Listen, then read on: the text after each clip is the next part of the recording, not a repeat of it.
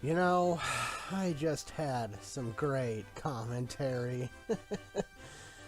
And then I found out that my microphone didn't work for the entirety of it. So I have to start this over again. Welcome to part 13. Oh. Oh, man. Oh, well. What's lost is lost. Anyway, so it's time to move on from this place. We've run around this area long enough. Figure we've got a boat. We can go somewhere else and see if we can solve a problem there or not. And as long as you have a boat, you can go anywhere in the southern hemisphere. Can't go to the northern hemisphere. There's no ports, so you have to find an alternate means of transportation to get up there. And I'm following the coastline because I know generally where I'm going. And I also know that as long as you follow the coastline, you'll get there. So I'll just follow the coastline, I figure. See some of the older places we've gone. Run into a bunch of lame encounters. Oh, but what's this? What's this? Oh, it's you guys again. Welcome back for round 3. Let's see, you brought another big eyes. You know, let's see if you make any good decisions this time. No, and no. No, you still don't. You targeted him last time, but you failed. Kaboom! Oh, man. Those guys kill me. You're too much.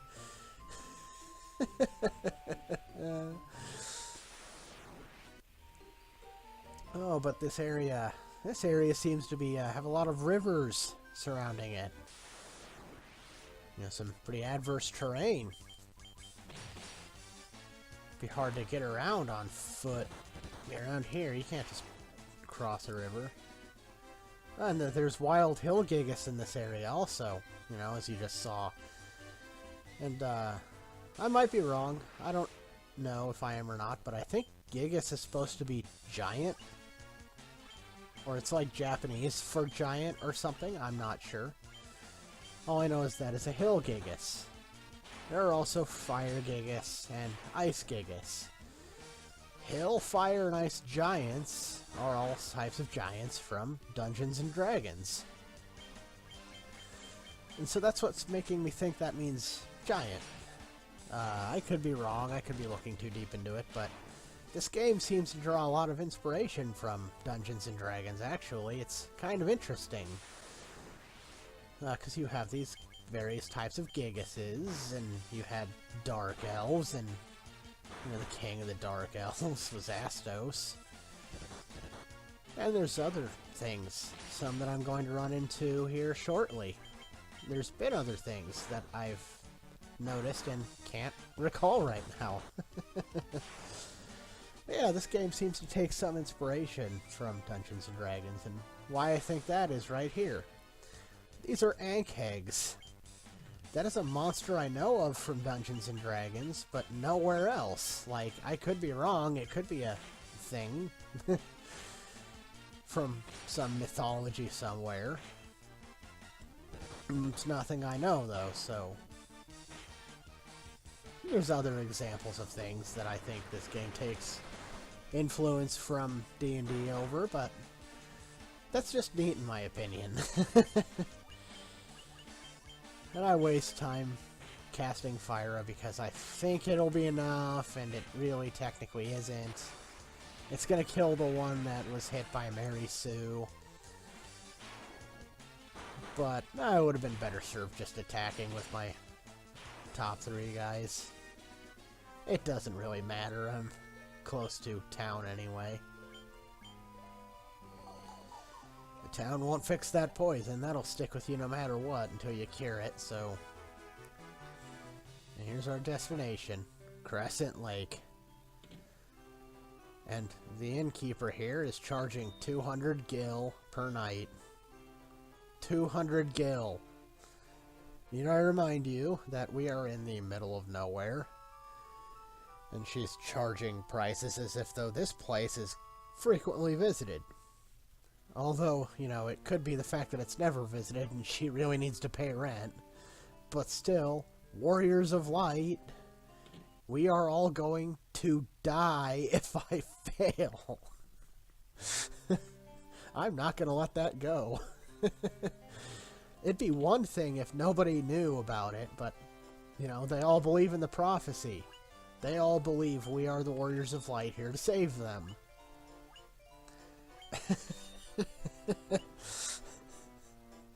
So no, I'm not going to let that go.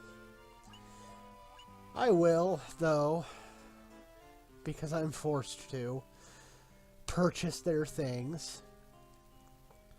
I'll do a lot of shopping this part. In fact, this weapon store sells mithril swords. You remember, that's the item drop from Astos. I don't know the odds on him dropping that, but if you don't get it from him, you have to wait until now to get something that good. And I know. You know, it's a really good sword for that point in the game. You would have gotten more use out of it by giving it to Conan. I don't care.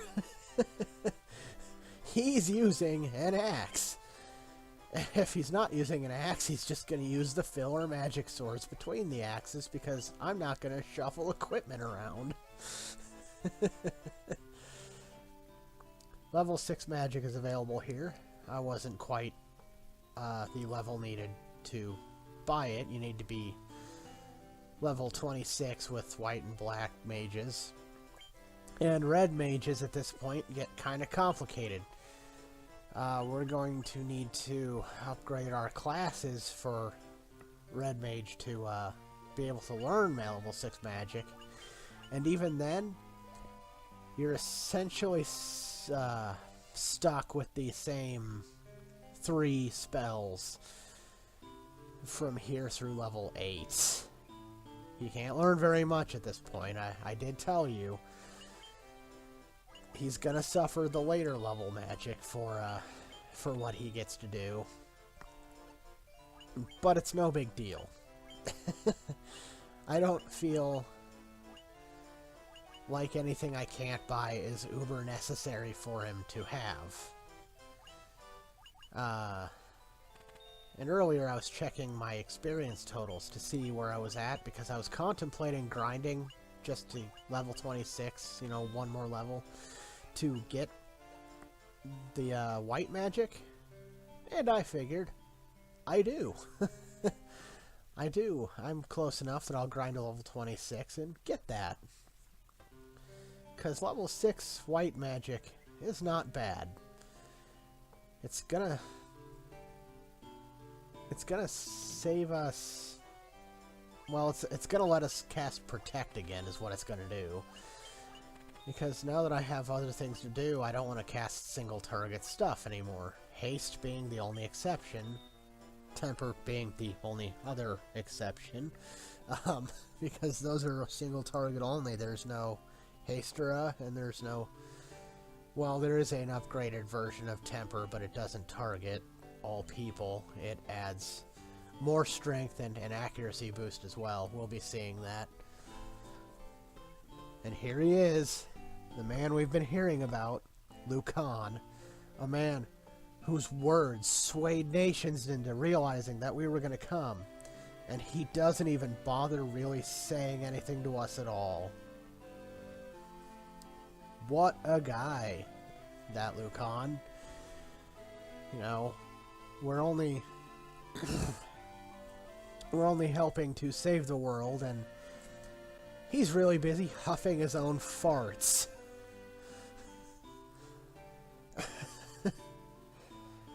But these are his little disciples, I guess. They're kind of telling us the general gist of what's going on. I told you some of it, but they'll tell you that there's 4 fiends that are feeding off the crystals. See, you could have come here earlier, before you even did the cavern of Earth. But I wasn't going to. I'm not going to come all the way out here to talk to these jackasses and then sail all the way back over there when I was there. But yeah, so the fiends are feeding off of the power of the crystal to empower themselves. And that's really kind of what we're doing. So, here we have Captain Obvious. Where the Fiend of Fire passes, it's all cast into flame.